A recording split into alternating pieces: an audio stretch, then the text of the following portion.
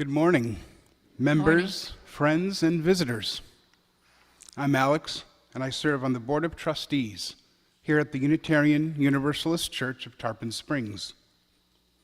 Today, the first Sunday after Labor Day, in many churches and places of worship, is called Homecoming Sunday. In that spirit, I want to say that I'm glad that you are here. If you are here for the first time in person or on Zoom, or watching us on Facebook or YouTube, and are perhaps in a spiritual kind of search, and are curious about what you might find here, know that you belong here, and I welcome you. If you are someone who has settled here from another part of the country, including our gifted church minister, Reverend Kristina Spaude, who continues to serve and inspire and lead us, especially through all these societal upheavals of the last 2 years, we thank you, Reverend Kristina. You belong, and I welcome you.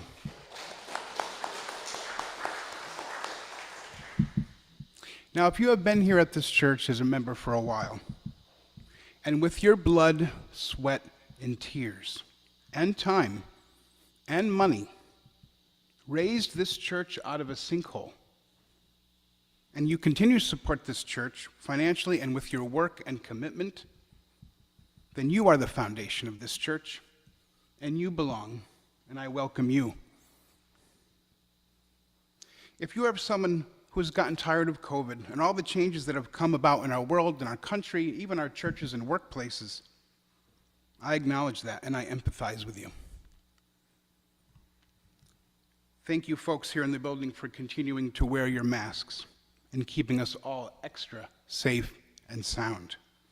You belong here, and I welcome you.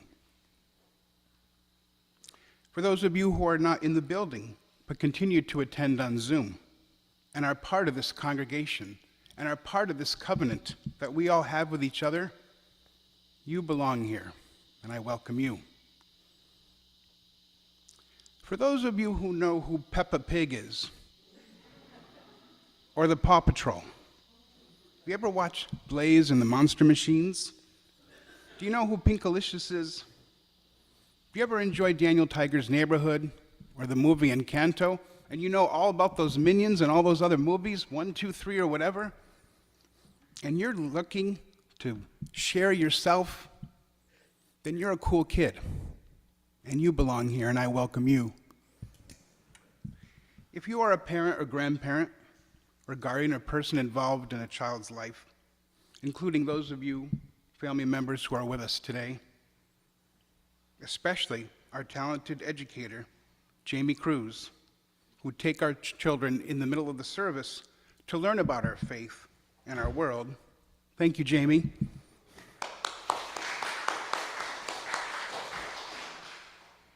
For all of you parents, families that are looking for a spiritual place that loves and accepts you and helps you thrive, you belong, and I welcome you. If you're someone who has left the Catholic or another Christian church or a religion or no religion, either years ago or recently, and you are looking to explore some big questions and maybe find some answers, speak to me or our minister or any one of us. Fill out one of our connection cards that you find in the pews and hand it in when the collection plate goes around. Or if you're watching online, please email us at membership@uutarpon.org, because we do want to keep in touch with you. You belong here. We want to see you again, and I welcome you. If you're someone who has experienced a diagnosis or is living with a chronic condition or some kind of physical or mental or spiritual illness, or are the loved one of someone who is or has going through that, then I send you hope and healing. Or if you have a celebration or a success in your life that you want to share, we invite you to write down that joy or sorrow on another card in the pew, hand it forward when the collection plate is offered, or come up in the front of the church at the end of our service to share that joy or sorrow with us. You belong here, and I welcome you. If you are reminded of today's date and what happened 21 years ago, and you feel in your heart some kind of concern or sadness or worry for what is happening in our state or our nation or our world, in this moment, I offer you a kind of peace and comfort. You belong here, and I welcome you. If you identify as someone or have a special someone in your life who is of a different race, ethnic background, national origin, gender identity, sexual orientation, ability or disability, or if you strive to learn and understand and include human beings of all kinds, no matter what may be different about them, you belong here, and I welcome you. If you're a church member who opens the doors of this beautiful place, or sets it up, or takes care of the grounds and gardens, or the technology and the machines, or manages the business and the finances of this church, if you serve as a leader or a member on one of our many committees and groups, which you can find by talking to one of us or going to uutarpon.org, then I thank you for all your work week after week and year after year. You belong here, and I welcome you. And if you support our church's threefold mission and values, spiritual growth, social justice and the arts, and in particular, love and appreciate the music chosen for us and performed by a talented professional who's been with us for so many years, Bonnie Whitehurst, we thank you. Thank you. You belong. And all of us gathered here today in this place, in a spirit of love and with a lot of warmth, you belong here, and I welcome you.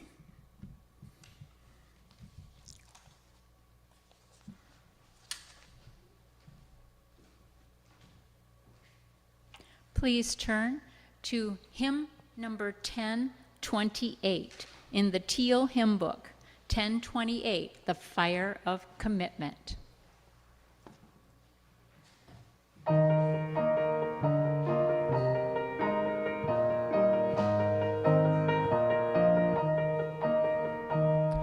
From the light of days remembered burns a beacon bright and clear, guiding hands and hearts and spirits into faith set free from fear. When the fire of commitment sets our mind and soul ablaze, when our hunger and our passion meet to call us on our way, when we live with deep assurance of the flame that burns within, then the promise finds fulfillment and our future can begin.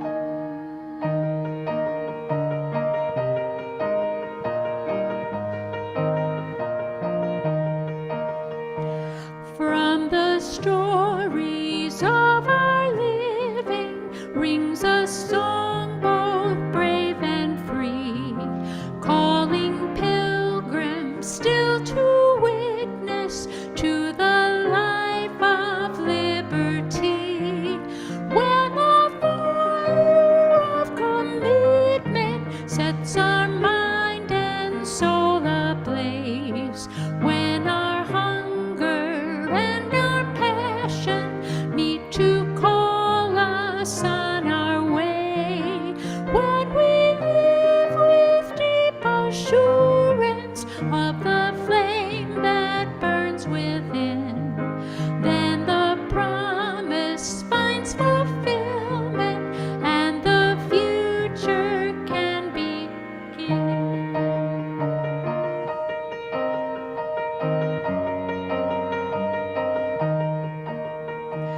From the dreams of youthful vision comes a new prophetic voice, which demands a deeper justice built by our courageous choice. When the fire of commitment sets our mind and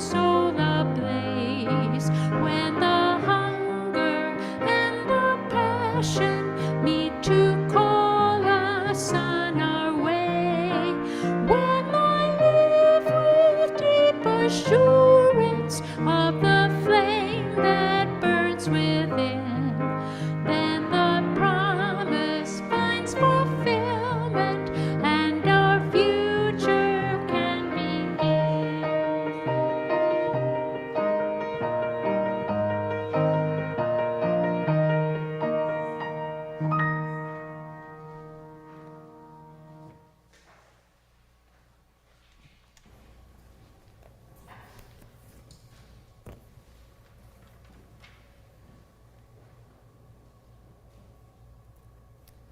When we introduce ourselves, it is helpful for those with vision loss and others to say some things about ourselves.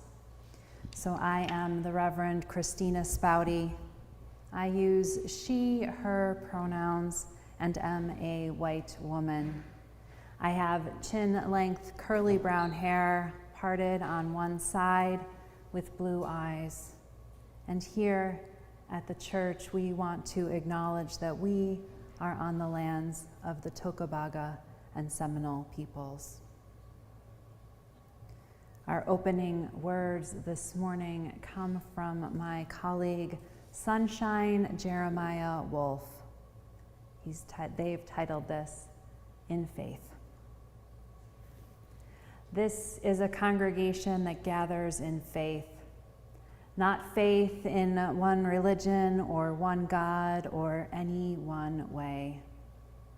We gather in faith of the power of diversity, the power of love, and the hope of a world transformed by our care.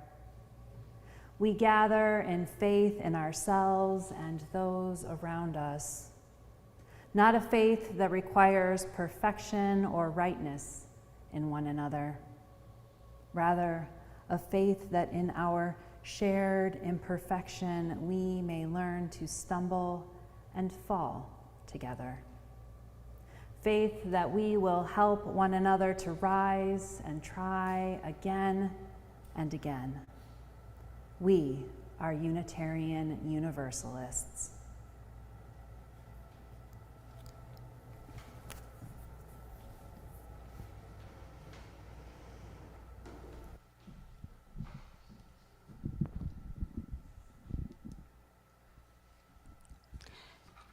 We light our chalice with these words from Judith L.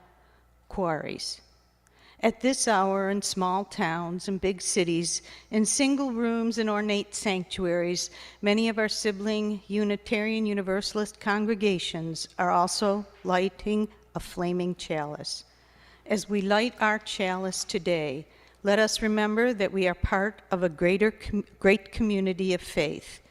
May this dancing flame inspire us to fill our lives with Unitarian Universalist ideas of love, justice, and truth.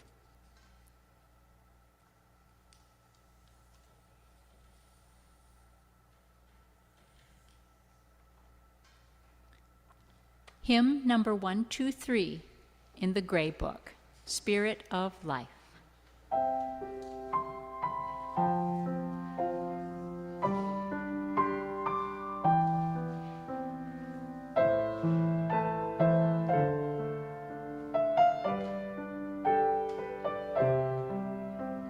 Spirit of life, come unto me.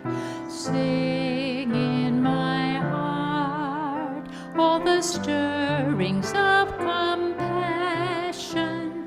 Blow in the wind, rise in the sea, move in the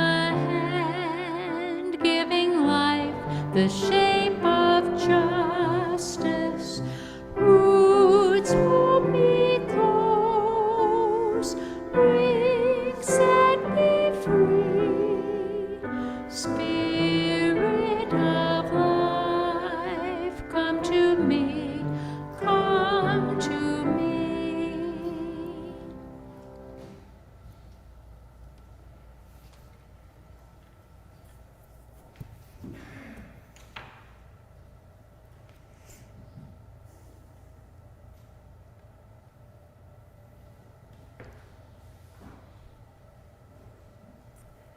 Our story today is called Strega Nona. It's an old tale retold and illustrated by Tommy DePaola. In a town in Calabria a long time ago, there lived an old lady everyone called Strega Nona, which meant Grandma Witch. Although all the people in the town talked about her in whispers, they all went to see her if they had troubles. Even the priest and the sisters of the convent went, because Strega Nona did have a magic touch. She could cure a headache with oil and water and a hairpin. And she made special potions for the girls who wanted husbands. And she was very good at getting rid of warts. But Strega Nona was getting old and she needed someone to help her keep her little house and garden. So she put up a sign in the town square. And Big Anthony, who didn't pay attention, went to see her. "Anthony," said Strega Nona, "you must sweep the house and wash the dishes. You must weed the garden and pick the vegetables. You must feed the goat and milk her. And you must fetch the water. For this, I will give you 3 coins and a place to sleep and food to eat." "Oh, grazie," said Big Anthony. "The one thing you must never do," said Strega Nona, "is touch the pasta pot. It is very valuable and I don't let anyone touch it." "Oh, see, yes," said Big Anthony. And so the days went by. Big Anthony did his work and Strega Nona met with the people who came to see her for headaches and husbands and warts. Big Anthony had a nice bed to sleep in next to the goat shed, and he had food to eat.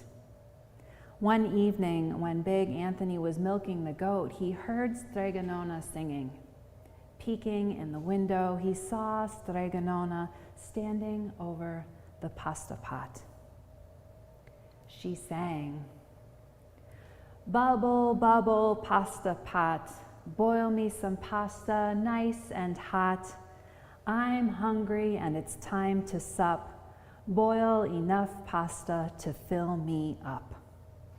And the pasta pot bubbled and boiled and was suddenly filled with steaming hot pasta. Then Strega Nona sang, "Enough, enough, pasta pot. I have my pasta nice and hot. So simmer down my pot of clay until I'm hungry another day." "How wonderful," said Big Anthony.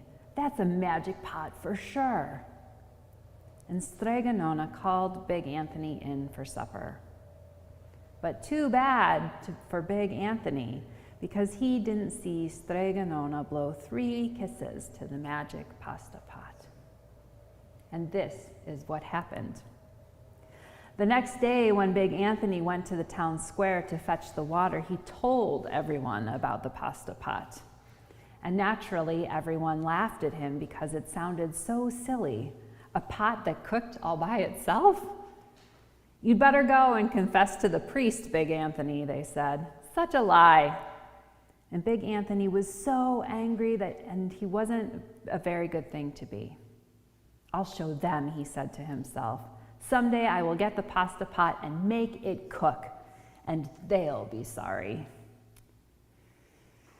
That day came sooner than even Big Anthony would have thought, because 2 days later, Strega Nona said to Big Anthony, "Anthony, I must go over the mountain to the next town to see my friend Strega Amelia. Sweep the house and weed the garden. Feed the goat and milk her, and for your lunch, there will be some bread and cheese in the cupboard. And remember, don't touch the pasta pot." "Oh, yes, yes," Strega Nona said Big Anthony. But inside he was thinking, "My chance has come." As soon as Strega Nona was out of sight, Big Anthony went inside, pulled the pasta pot off the shelf, and put it on the floor. Now let's see if I can remember the words, said Big Anthony. And Big Anthony sang, "Bubble, bubble, pasta pot, boil me some pasta nice and hot. I'm hungry and it's time to sup, boil enough pasta to fill me up." And sure enough, the pot bubbled and boiled and began to fill up with pasta. "Aha!" said Big Anthony, and he ran to the town square, jumped on the fountain, and shouted, "Everyone get forks and plates and platters and bowls. Pasta for all at Strega Nona's house. Big Anthony has made the magic pasta pot work."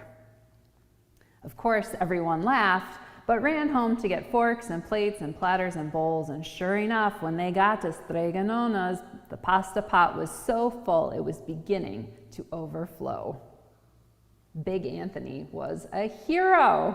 He scooped out pasta and filled the plates and platters and bowls.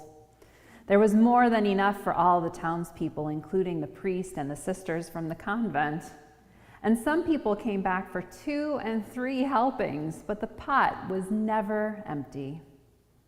When all had had their fill, Big Anthony sang, "Enough, enough, my pasta pot. I have my pasta nice and hot.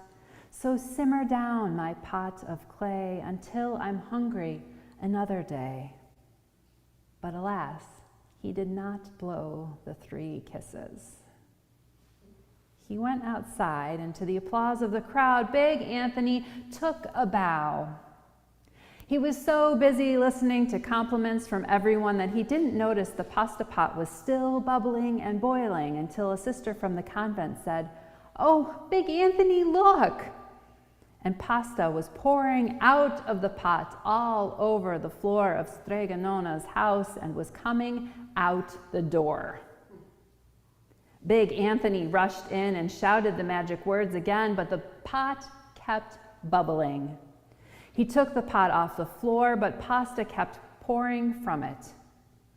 Big Anthony grabbed a cover and put it on the pot and sat on it, but the pasta raised the cover and Big Anthony as well and spilled on the floor of Strega Nona's house. "Stop!" yelled Big Anthony. But the pasta did not stop, and if someone hadn't grabbed poor Big Anthony, the pasta would have covered him up. The pasta had all but filled the little house. Out of the windows and through the doors came the pasta, and the pot kept right on bubbling. The townspeople began to worry. "Do something, Big Anthony," they shouted. Big Anthony sang the magic song again, but without the 3 kisses, it did no good. By this time, the pasta was on its way down the road, and all the people were running to keep ahead of it. "We must protect our town from the pasta," shouted the mayor. "Get mattresses, tables, doors, anything to make a barricade." But even that didn't work. The pot kept bubbling, and the pasta kept coming. "We are lost," said the townspeople, and the priest and the sisters of the convent began praying. "The pasta will cover our town," they cried. And it certainly would have, had Strega Nona not come down the road home from her visit. She didn't have to look twice to know what had happened. She sang the pasta song and blew the 3 kisses, and with a sputter, the pot stopped boiling and the pasta came to a halt. "Oh, grazie, thank you, Strega Nona," the people cried. But then they turned on poor Big Anthony. "String him up," the men of the town shouted. "Now wait," said Strega Nona. "The punishment must fit the crime." And she took a fork from a lady standing nearby and held it out to Big Anthony. "All right, Big Anthony, you wanted pasta from my magic pasta pot," Strega Nona said, "and I want to sleep in my little bed tonight, so start eating." And he did. Poor Big Anthony.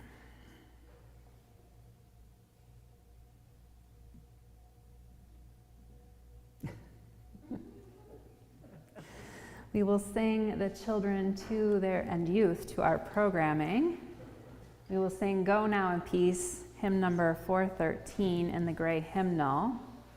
And as we sing them out, we will offer the love and light of our community to be shared with them and continued during this time.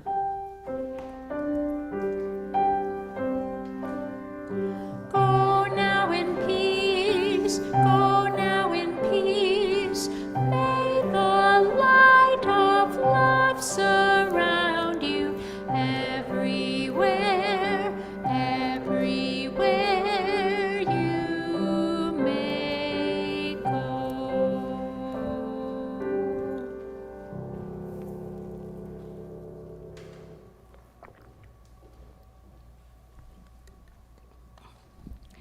Now is the time in the service where we take our offering for the work and welfare of this church. Ours is a free faith which must sustain itself financially. Please go to our website, uutarpon.org, and click the donate button, or you may mail your offering to the church at 57 Reed Street, Tarpon Springs, Florida, 34689. For those of you with us in person in the sanctuary, please place your offering in the offering plates as they are passed.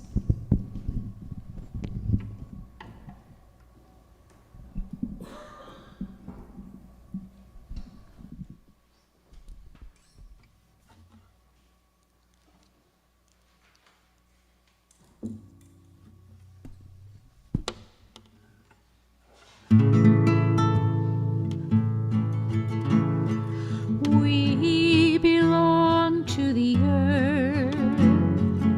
We all belong to the earth. It's not that she belongs to us.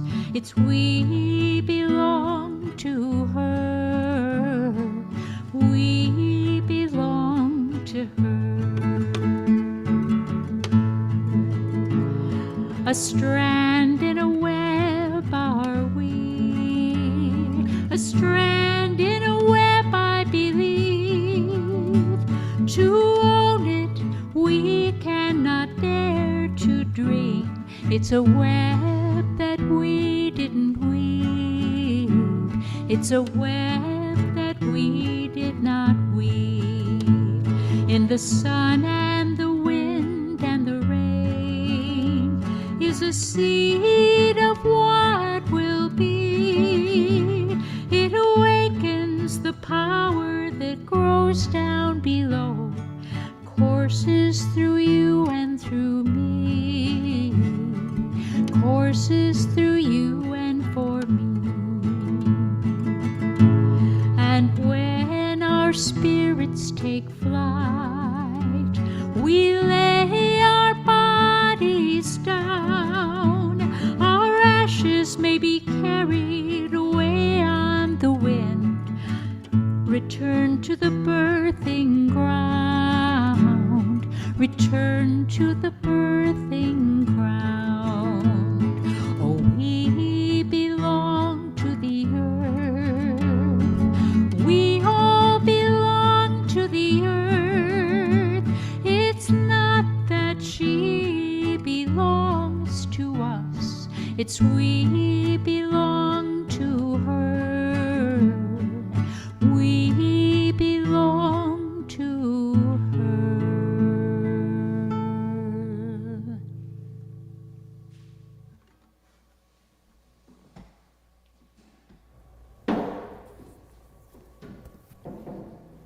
We will hold a brief pause of silence before I start the reading.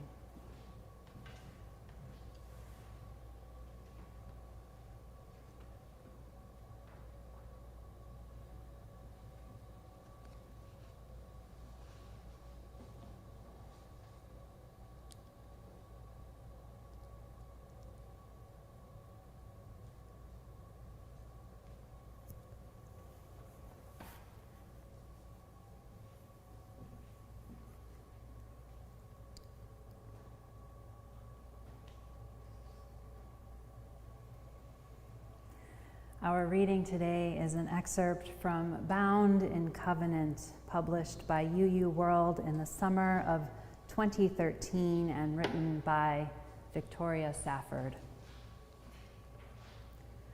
Love is the spirit of this church, and service is its law.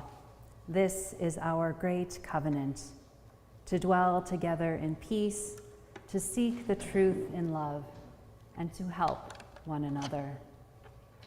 James Vila Blake, 1894. In the first weeks of my ministry in an old New England congregation, a woman came to see me. Nearly 90 years old, she was a lifelong member of that church. Her parents had joined in the late 19th century. She didn't like change, she said. She wasn't sure that she liked me or what she called my point of view. Just remember, she said, I have outlived all your predecessors, and I will probably outlive you. This woman was a dedicated political conservative in what had become a progressive community. She was a liberal Christian in a congregation that had known gracious eras of theological diversity and also some fits of intolerance. She'd worked for the U.S. State Department through 3 wars and for the American Unitarian Association through the merger with the Universalist Church of America. In this church of her childhood, which she'd never left, most votes at most annual meetings had not gone her way for the past 40 years. She was no stranger to discord. In the end, she did outlive me there. She died shortly after I accepted a new call in another state, and I was saddened by the news. Over 10 years, we cultivated a fierce, respectful love for one another, and what I loved in her most was her commitment to that church no matter what. Her fidelity to it, the ferocity with which she paid her pledge each year, no matter how wayward the budget or insufferable, in her opinion, the sermons. She kept her covenant with that people, with their proud history and the bright promise of their future, and with the free faith tradition they embodied. I was a young minister then, and her way of being in relation, her integrity, taught me more about Unitarian Universalism than anything I'd learned in seminary. I think of her often on Sundays when we welcome our people each week, saying, "This is a congregation bound not by creed, but by covenant. We are bound by covenant, each to each and each to all, by what theologian Rebecca Parker calls freely chosen and life-sustaining interdependence." The central question for us is not, what do we believe, but more, what do we believe in? To what larger love? To what people, principles, values, and dreams shall we be committed? To whom and to what are we accountable?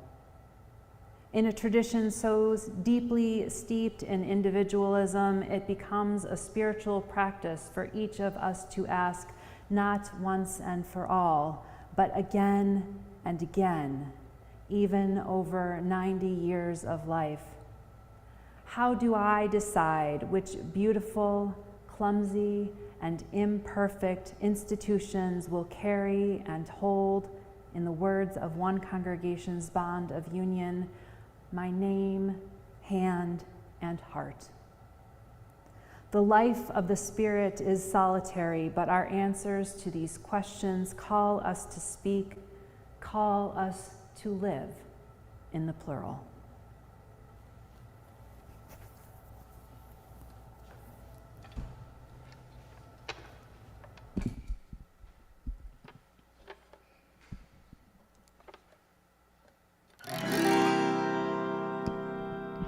Ours is a simple faith,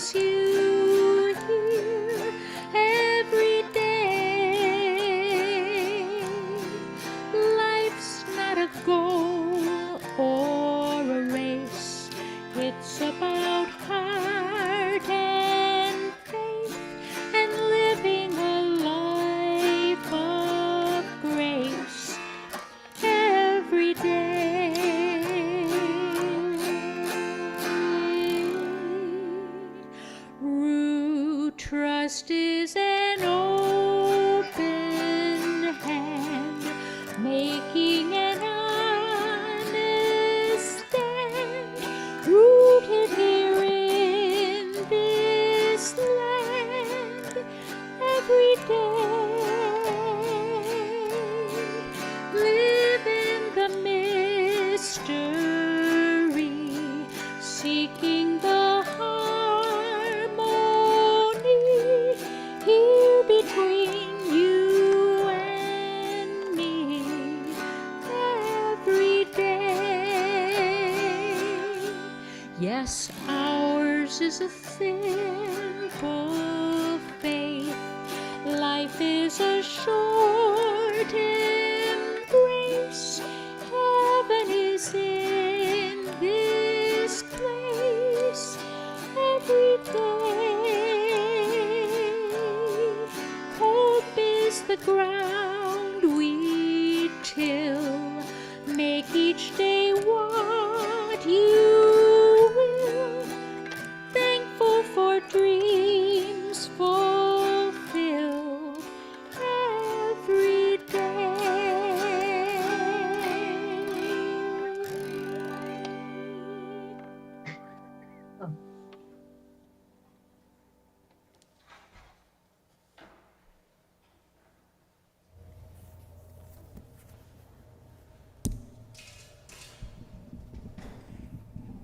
Do you know the joke about how Unitarian Universalists pray? To whom it may concern. Some people say that Unitarian Universalists can believe anything they want. This is very much not true, although many of us have found comfort in the breadth of what Unitarian Universalists can believe. When asked about what it means to be a Unitarian Universalist, many will point to the 7 principles as the way, that if we can believe in those, that we can be Unitarian Universalists. This is both true and not true. I have had other faithful people point out that they too believe in the things that the 7 principles espouse and are not Unitarian Universalists. The 7 principles are also not simply about belief, but also about practice, not just about believing, but about being. It's important to remember that the 7 principles are also not statements. They are clauses in a covenant.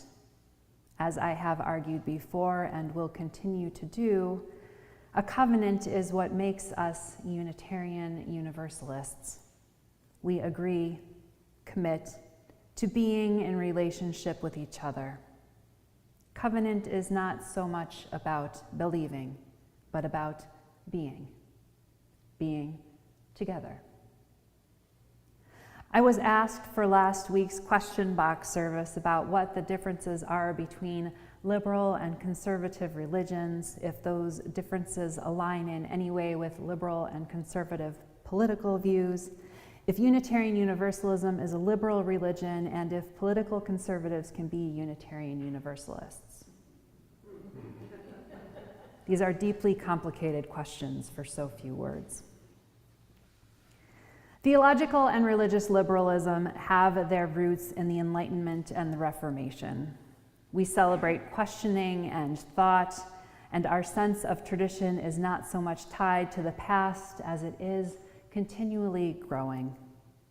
You refer, for example, to having a living tradition. Conservatism or fundamentalism in this context then means stricter understanding and a tethering of a kind of tradition to a kind of tradition and the past, like the idea of the Bible as the Word of God.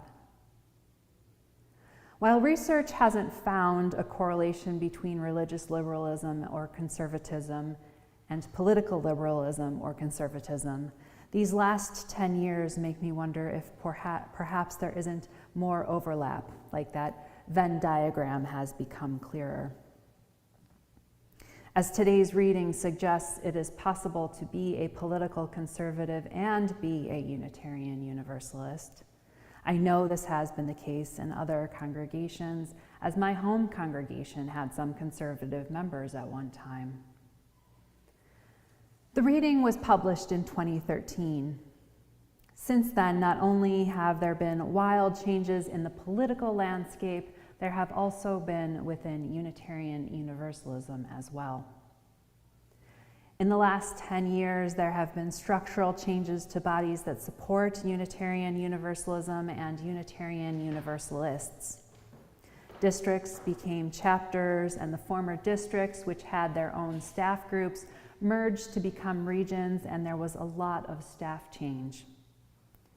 In 2017, a lead position opened up in the southern region. The candidate who was selected for the position was a white man who carries all the traditional points of privilege in our society.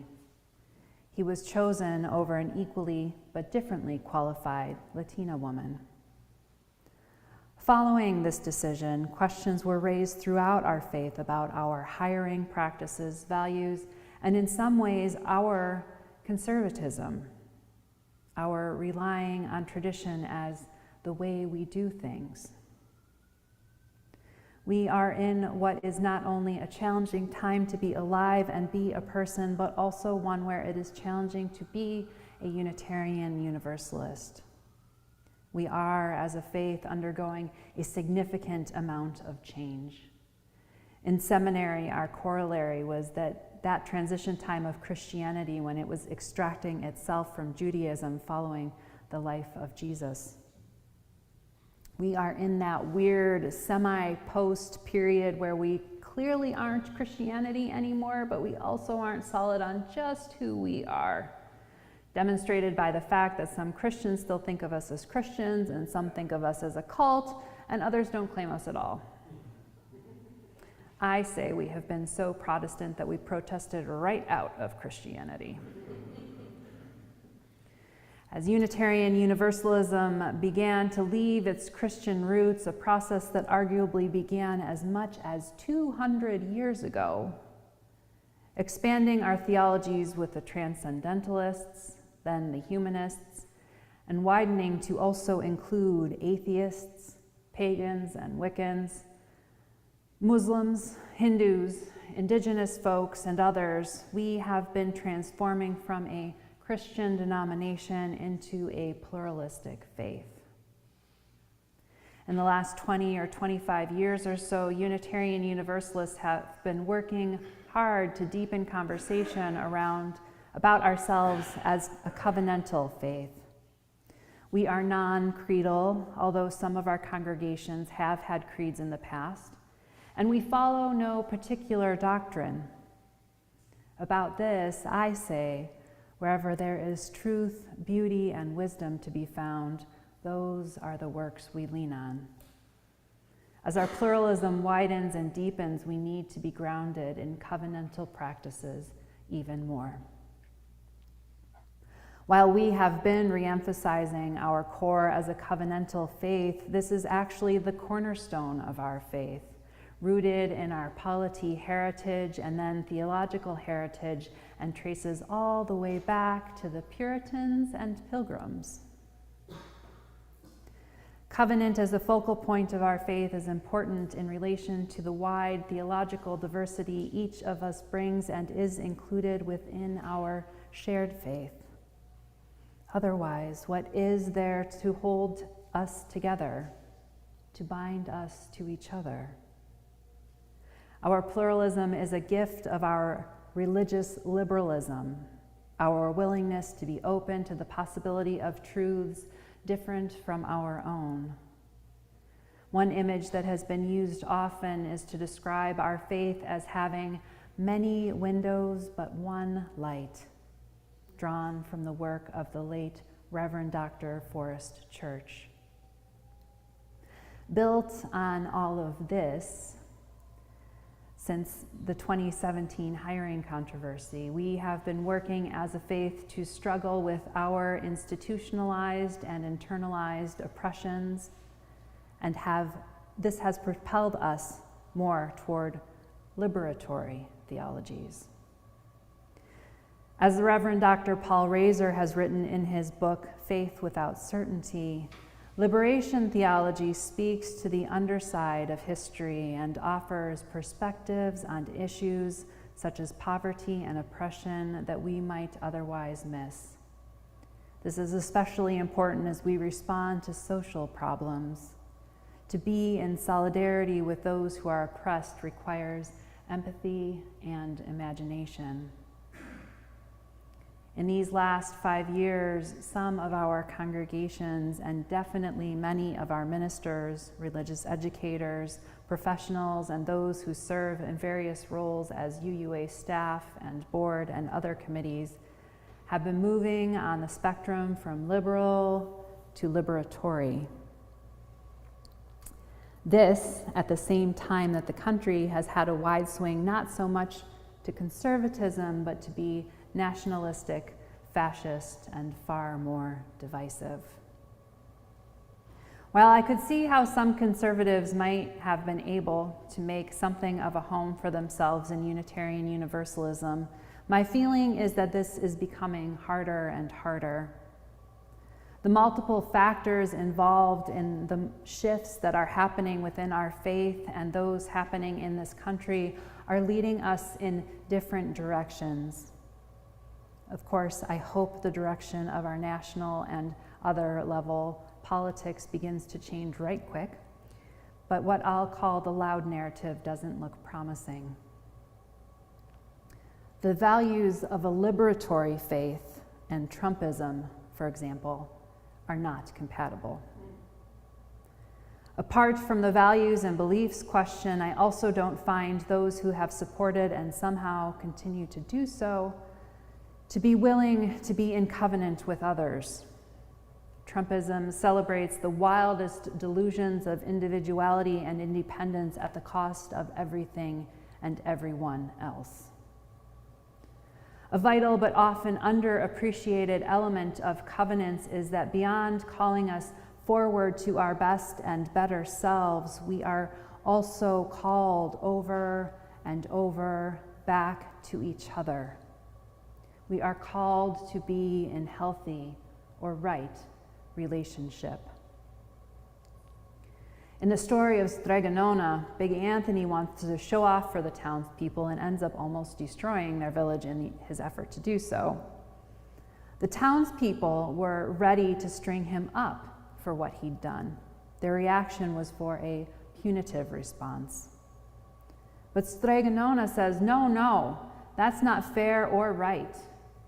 Instead, she calls for a restoration of the covenant, that Big Anthony be held accountable in a meaningful way for his actions and in a way that returns them all to right relationship, and from there, they will be able to move forward. This is a really important part of our heritage. We who come to Unitarian Universalism from other faiths find much freedom theologically and often love that about our congregations. But one of the reasons Unitarian Universalists cannot believe anything we want is this point of being accountable to each other, to our faith as a whole, and to that which is greater than we are, the interconnected web of which we are all a part. The reading from Victoria Safford continues. Seeing ourselves bound in covenant is an old practice among us. In 1630, John Winthrop, soon to become the first governor of Massachusetts, spoke to a soggy, stalwart band of fellow Puritans sailing with high and pious hopes aboard the Arabella toward a new life in New England. He said, "Now the only way to avoid shipwreck and to provide for our posterity is to follow the counsel of Micah, to do justly, to love mercy, to walk humbly with our God. We must be willing to abridge ourselves of our superfluidities for the supply of others' necessities. We must uphold a familiar commerce together in all meekness, gentleness, patience, and liberality. We must delight in each other, make others' conditions our own, rejoice together, mourn together, labor and suffer together, always having before our eyes our commission and community in the work, our community as members of the same body. So shall we keep the unity of the Spirit in the bond of peace. These beliefs and practices were the foundation of the Cambridge Platform of 1648. When I went to see the Ministerial Formation Company, we joked, if you ever had doubt about what the answer was, say it was the Cambridge Platform of 1648. We hold a mutual duty, it says, that must be kept in word and deed. The Cambridge Platform explicitly states that one of the aspects of covenant is in the faithful coming together of members to publicly worship God. Remember, these are Anglican and Presbyterian folks mostly. The Cambridge Platform was ratified by 65 congregations in and around Dedham, Massachusetts, and of those, 21 are Unitarian Universalist congregations. Membership to churches had a higher bar than we have here and was to be taken seriously. Our Faith Like a River program says, since members were not admitted without due consideration, they should not leave without due consideration, so that their leaving does not harm the full community. That sense of mutual duty, right relationship, and commitment to each other were vital points of being part of the community. Pastors and teachers who had separate roles in congregational life were to tend to the health and practice of the covenant. Congregations were, and ours still are, autonomous, deciding what rules govern them and who leads them and who ministers to them. And while our congregations are independent and self-governing, there is also an expectation that congregations will support each other, cooperate among each other, and see to each other's welfare, which was also included in the Cambridge Platform. That is, congregations are expected to have an association among them and to be in covenant. Today, that is embodied to some degree by the Unitarian Universalist Association of Congregations. The of congregations part is usually silent, but the congregations are why it's an association. It's a lot easier to do this when congregations are in close physical proximity, or the congregations and or their ministers have a strong drive to be in relationship with each other.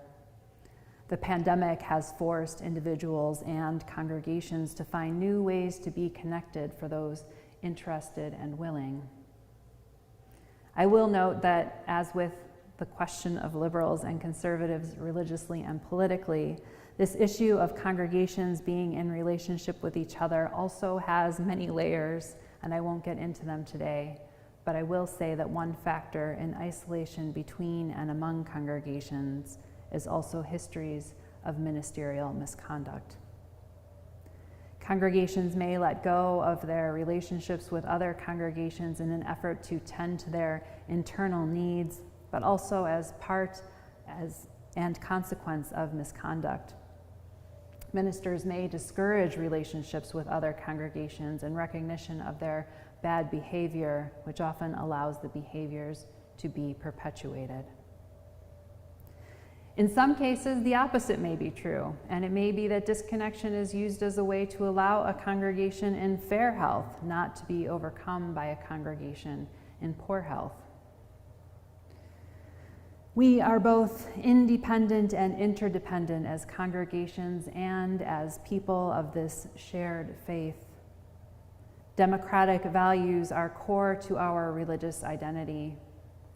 While in theory anyone could be a Unitarian Universalist, my experience is that a number of people will self-select out because of our theological breadth and because of the theological messages we lift up that have been made politically radical. Perhaps what it means most to belong to Unitarian Universalism is being willing to choose it again and again, willing to choose to be in covenant, willing to choose to have the hard and uncomfortable conversations, willing to take responsibility for our part in things, and willing to be accountable. Willing to choose these people as your own, even when we fail and mess up over and over, though never at your own expense. To quote one of my favorite readings from Pamela Romancic, why community? To remember that one is not a whole number, that we need both roots and wings, that strength comes from relationship and mutuality, that we know life in and through one another.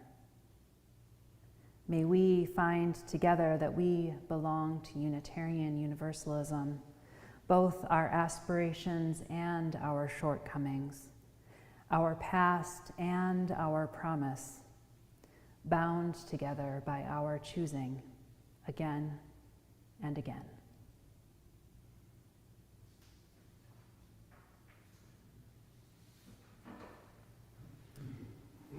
If you would please join me now in singing hymn number 34 from the Gray Hymnal, Though I May Speak with Bravest Fire.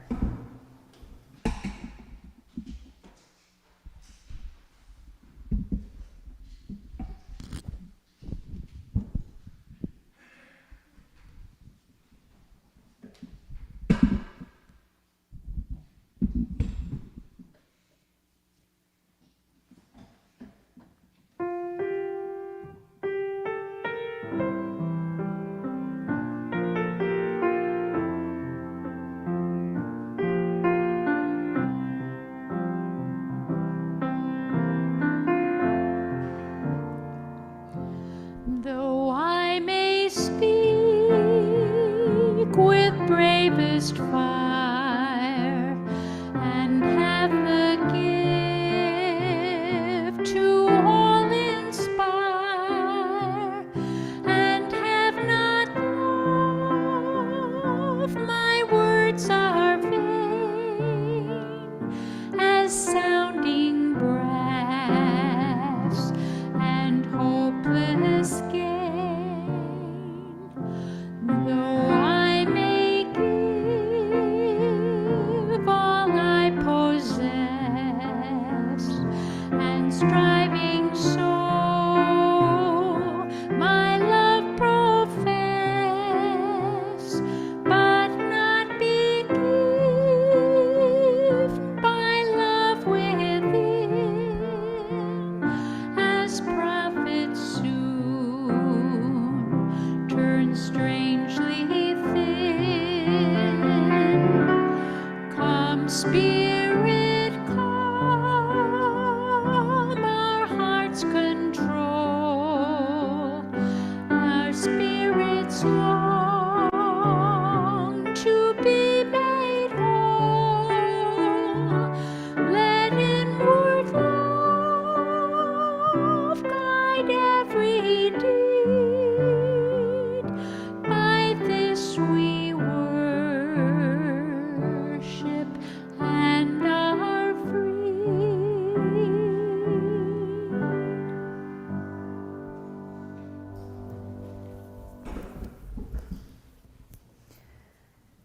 In the lore of ancient China, in The Gift of Faith, Jean Harrison Newyar has written, in the lore of ancient China, there is a story of a philosopher who was asked, "Where is the road called hope?"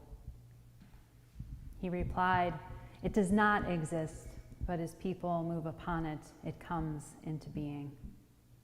I invite you to continue moving forward on this path, this journey, this covenant called hope with me.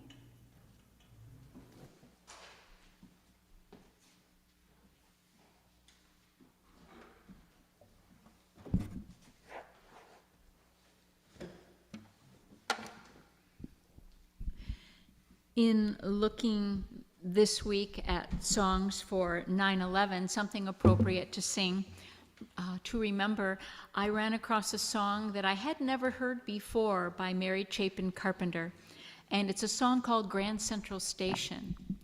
And she tells the story of listening at the 1-year anniversary of some first responders, and there was so many touching stories, but the one that really spoke to her was of an iron worker who was a first responder, and he was part of a bucket brigade. They had no huge tools and machines. They just had buckets, and they went in and they went out day after day after day.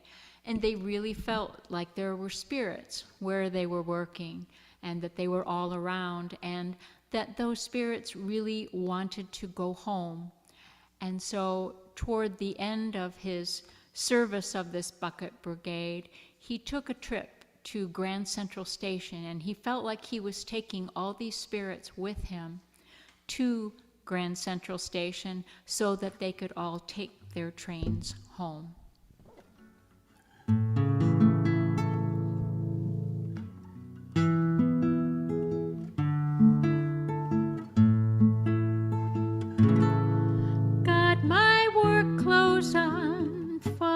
Sweat and dirt, all this holy dust upon my face and shirt, heading uptown now just as the shifts are changing to Grand Central Station. Got my lunchbox, got my hat in my hand. No hero, mister, just a working man. And all these voices keep on asking me to take them to Grand Central Station. To Grand Central Station. I want to stand beneath the clock just one more time. Want to wait upon the platform for the Hudson line. I guess you're never really all alone or too far from the pull of home, and the stars upon that painted dome still shine. I made my way out onto 42nd Street. I lit a cigarette and stared down at my feet. Imagined all the ones that ever stood there waiting at Grand Central Station. And now Hercules is staring down at me. Next to him Minerva and Mercury. Well, I nod to them as I start my crawl. Flyers covering every wall. Faces of the missing's all I see. Tomorrow I'll be back there working on the pile.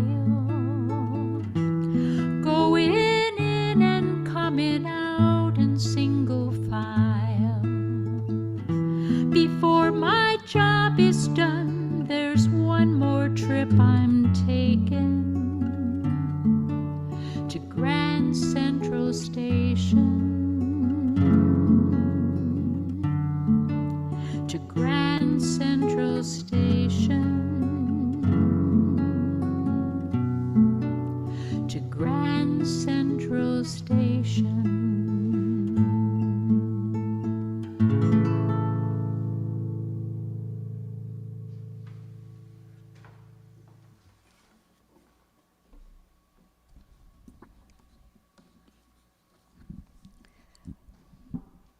We hope you found meaning in today's service. We close with these words from Brian Keeley. The chalice is now extinguished, but its light lives on in the minds and hearts and souls of each one of you. Carry that flame with you as you leave this place. Share it with those you know, with those you love, and most especially with those you have yet to meet.